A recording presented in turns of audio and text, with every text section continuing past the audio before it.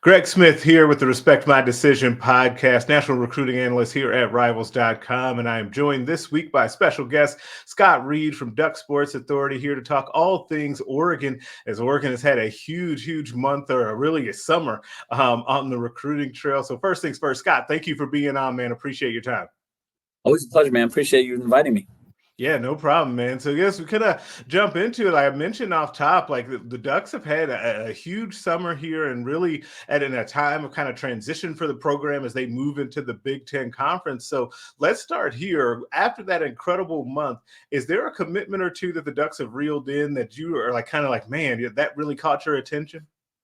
There are two, and for somewhat the same reasons, but the first one is Dorian Brew. And I say that because that one was unexpected. Nobody really even saw that coming. For most of the recruitment, we kept hearing Ohio State legacy, and that was going to be the case. He was going to go to Ohio State. Oregon was in it, but we never got that really good confidence, and we didn't have a commitment date. There was no, hey, I'm going to commit on this day. It just happened, and we were all really surprised because when you can take a legacy recruit from Ohio State, I know he lives in Texas now, but he's an Ohio born and Ohio State legacy. His mom was an incredible track star at Ohio State. It's difficult to sometimes pull that kind of thing away. So that one really caught me by surprise. And the other one that stands out is whatever you want to use for the first name. I know his mom calls him Corey, but Dakorien Moore. That one stands out because you're not talking just a great wide receiver. We're talking the best wide receiver Oregon is ever going to have committed to them. Right. Prior to this, it was Cameron Colvin, was the highest rated wide receiver ever. And Dakorien has got so much skill and so much talent, and the number 4 overall player in the nation, to go into Texas and take him from the Longhorns. I mean, He was long considered, after he decommitted from LSU, long considered to be a Longhorn heavy lean. We got some indications over the last month. He visited Oregon, and we got some indications that it went really well and that Oregon was more of a factor than people were letting on. But that is a massive win to go into Texas and take one of the best players in the nation. We'll say I did the study, and Haloti Ngata was technically the highest rated player ever to sign with Oregon because he was number 2 overall, but that was early Rivals. Right, the early days. That was the very first days of Rivals. So since then, this is the highest rated recruit they would have signed. And I think that is massive to go into Texas. And it's not like Texas is coming off a bad year. They're coming off a pretty good playoff appearance. And so to do that, I think, really was a good signal for what Oregon can do recruiting-wise nationally. Yeah, and I think that has been something that has stood out to me watching Oregon. And it's an interesting thing is that even though I, as the national recruiting analyst in the Midwest, talk about Oregon more now because they're now joining the Big Ten, at the same time, I would have had to talk about them anyway, because every time I look up, there's another elite recruit from my region that they're reaching out to or that they land. In the case of Deshaun Brame, the 4-star tight end out of Kansas, who I got to see, and he's a fantastic prospect. Like, that kid is very good. And so Ducks fans are going to love him. But like they just seem to be a program now that just recruits nationwide. Dan Lanning, and this is why it makes so much sense to me when you said, the Brew situation where Oregon seemingly kind of came out of nowhere. It's a legacy situation with not, Meatloaf State that they were going up against for a legacy recruit. Like, we're talking about Ohio State, a team that recruits very well in their own right, that consistently wins and is a national championship contender. So to pull him, I think, is a huge deal. And that one stuck out to me as well. I think the Dakorien Moore one, I think, he's such a talented player, and he's a guy that kind of changes what you can do offensively and how people view you offensively when you take a player with that type of skill set and put him into your offense, because he's also a guy that just makes everyone better. Right now, all of a sudden, that next wide receiver gets a lot more single coverage. That quarterback has a couple of more friendly throws as well because he's so good. There's just a great trickle-down effect there. And so it's really important to me about to see like kind of what they've been doing on the recruiting trail. And we kind of talked about how, they've been kind of going all over the country to land this elite talent. I guess to you, as all of these things have been kind of building up, what has Dan Lanning and the Ducks been doing to be able to land these guys from coast to coast that are very good players? I was asking the question of everybody at the Polynesian Bowl when I was there in January, because every recruit mentions culture and the atmosphere of family. Mhm. So I asked them to try to define it, and they can't, because it's really difficult to define what makes the culture something different that stands out. But I think what I got really out of all of it is the authenticity of the family feel. Okay. Sometimes programs have a family feel, but it doesn't feel authentic, because as soon as football season gets there and you see the way coaches interact with players, it becomes a business again. And Right. I think these players are feeling that authenticity on the recruiting trail doesn't change. I read a quote. I think Jonathan Vilma once said that, when he was doing the recruiting thing, it was all great and everybody loved you and the coaches treat you like they're your kid. And then as soon as you get to practice, nope. And he said, so we Right. would go out to the recruits, hey, you guys just remember, because next year you'll be doing this. But I don't think that is the way it translates with Lanning. I think, he has that family feel that he's decided it's not just a recruiting tool for him. And the authenticity of that is, I think, where they're coming from. There's just an authenticity of that family.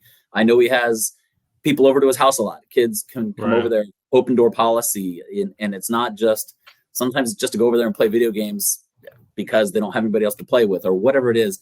And there's that feeling that it really is truly a family. And I think that is resonating nationwide. And that plays into the fact that Oregon's been using national branding for a long time. Yeah. And this is the result of that. These kids know who Oregon is from the branding that's been done. And then Lanning comes in and shoots from the hip in a way that makes it authentic. And they're like, wow, this is different. We don't get this feel everywhere. And I want to be a part of it. Yeah, and I'm glad you mentioned kind of the national branding point, because that's where I wanted to go. It's an interesting thing, the amount of kids that I talk to around the country and in my region that grew up with Oregon being their favorite team. That comes up all the time, and so it's one of those things to where you think about kind of where we are as far as like kind of removed from the Chip Kelly era. We're in a time now where those kids are used to seeing Oregon be not just good and competitive, but exciting and fun. And they kind of identify Oregon as something that was a part of their childhood now, it makes me feel old. Like it's so crazy to think about. But it's true. Like I hear it all the time about kids that really say they grew up with Oregon as one of their favorite teams, and they can be from anywhere in the country. And it doesn't surprise me now that kids say that. And so it's just a really interesting thing. And I do think that Dan Lanning's ability to be personable on the recruiting trail, but also be consistent and be the same guy, I think that is something that it's funny, because people maybe listening to this may think, well, shouldn't that just be the case everywhere?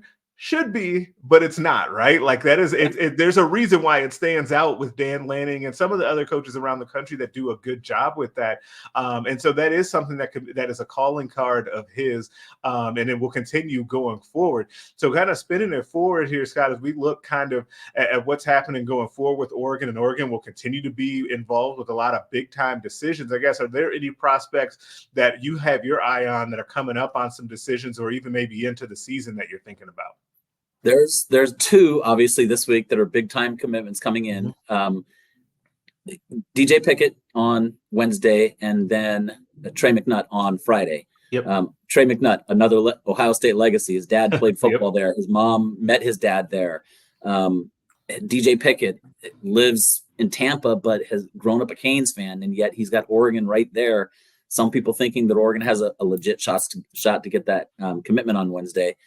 And a lot of people think McNutt is also going to be a Duck. So those are the two upcoming ones to keep an eye on. One that's not yet set, Jonah Williams, the linebacker out of Texas. The Texas A&M baseball coach leaving really impacted his decision-making. And I think it really helped Oregon in a way, because they were probably his second choice. And he's had a relationship, and people don't know this, the baseball coach at Oregon, Wazakowski, recruited his older brother, Jonah's older brother. And so they've known each other for a while. And it was before Wazakowski was at Oregon, but they've known each other for a while. And he has actually a better relationship with the Oregon baseball program than people know. And baseball is important to him, as is football. So he's going to make that decision based on both. And I think Oregon is in a really good spot there. But still a long time to go because he hasn't announced a date. I know Michael Fasusi has scheduled a commitment next month, but he hasn't yet visited Oregon. So I'm not going to get too excited about that as something that I think Oregon can land at this point in time. But those are the kind of upcoming ones that I'm keeping my eye on. Yeah, absolutely. And I think McNutt one is right in my backyard. A kid that I think as we have him number 20 overall in the Rivals 250. He is knocking on the door of 5-star status. He's a really fantastic player, a super athlete, like a guy that can play in multiple schemes on that back end. And so people are definitely going to be keeping an eye out on his recruitment. Now, I did because I called my shot, or to be fully transparent. I do believe that Oregon's going to get Trey McNutt, and I wrote a story earlier this week and put it on you guys' board, that I think that, they're going to end up getting Trey McNutt, which would start to be it. And it wouldn't start. I should correct myself. It's going, if they do land Trey McNutt, and you're right in there with DJ Pickett as well. We'll see how that one goes. That secondary group that Oregon could bring in this cycle could be something pretty scary, and that's something that we could talk about down the road, as we start thinking about kind of what type of, like, who's the best at each position, because Ohio State has been the team to beat kind of as far as putting together a collection of defensive backs in this year's recruiting class, but Oregon is one to definitely keep an eye out for as well moving forward. But I'm going to get you out of here on this, Scott, man. I definitely appreciate the time again. And we talked a little bit off top about, Oregon and the time of transition, kind of moving into the Big Ten. What has been kind of your opinion or viewpoint of how prepared Oregon is to kind of make that jump to the Big Ten, and that transition over to a totally different conference? I think they showed a lot last year about how physical they can be. They're not quite at some of the levels. Were they at Ohio State's level last year? Maybe, or Michigan's level last year? Maybe not. But are they more physical than people give Oregon credit for? No. People think Oregon is all the offense and excitement, but these guys are physical, especially on defense. And when you watch that defense last year, it was way better than it was the year before. And the personnel this year is even better. The addition of Jabbar Muhammad and Kobe Savage and Peyton Woodyard and Cam Alexander to the defensive backfield alone, that was kind of a weak point last year, especially when Kyrie Jackson was injured, and Jaleel Florence was injured, and they were playing down to second string at the Pac-12 championship game on both sides of the field. Adding that kind of talent in the defensive backfield, I think, is going to be the difference between a really good team and a potentially great team that has a chance to not just compete to get to the playoffs, but to win and get into a championship game and compete legitimately with that kind of depth and talent. And the thing that they've done, Oregon has always had some good talent at some positions, but never had the depth that they have now. And that depth, I think, has prepared them well to enter the Big Ten this year. Are they going to go in and dominate? That's hard to say, because they still got a tough schedule with Ohio State on there, Michigan on there. A trip to Michigan in November, that's not going to be the easiest experience. No. I'm going because I can combine it with my day job, but I think, they're prepared well based on creating better depth and better physicality at the line of scrimmage, and I think that's going to show well for them this year and moving forward. Yeah, it'll be really fun to see. I think that people are just now getting to where, as media days are happening and all of that, starting to get their arms around like where all of these teams landed. Right, we had this latest shuffle of conference realignment, Yes. and I think that people are starting to wait a second. Oregon's going to go to Michigan in November and play a game. Like, it's going to be interesting. So I think it's just going to be fascinating to see how this all plays out. As someone who saw this transition years ago with Nebraska coming into the Big Ten, I will say this to all of Ducks fans watching: as good as this team is, there's going to be a transition period. This team, I think, will compete for the conference championship this year, which would be a great accomplishment. But there's going to be a game or two in there that you didn't think is necessarily going to be as tough as it was, and it's going to be, it'll be Illinois or somebody like that, because the teams are very physical in the league, and the spread of talent is good. But the coaching, what you're going to notice about the Big Ten, is that the coaching at the head coach and coordinator level is elite. Like, it is so good week to week, and how, like, on top of things with the coaching game plan has to be. You'll find that out in a hurry, but it's going to be a lot of fun to watch. I agree. I think people underestimate teams like Maryland and Illinois, because maybe they don't compete for championships, but they can bring some physicality and bang you up. And if you're already a little bit banged up going into the game against Illinois or Maryland or Michigan State, you're already a little banged up, and they're going to bang you up more. It's going to kind of slow down a lot of the things you want to do offensively, just because that's what they do. So seeing if they can compete week in and week out, and that's where depth is important, right? Have that depth so that when you do Absolutely. get banged up, you have somebody else to go to, and you're not sitting there going, "Uh-oh, I don't have a backup offensive lineman that can come in and block like this." Right, So I think it's absolutely. relevant. Yeah. Yeah, absolutely. And like I said, it'll be a lot of fun to play out. Scott, man, I definitely appreciate the time. I'm sure this isn't the last time we'll talk about this. The Oregon continues to do its thing on the recruiting trail. Plus, they've got a new conference that they're in. So we've got a lot to talk about Yeah, moving coming up. forward through the season. Yeah, man. So that's Scott Reed. Make sure to check out everything he's got going on Duck Sports Authority and see what they have going on for their site. Check out rivals.com to check out all the national news going on around the country. And we will catch you guys next time.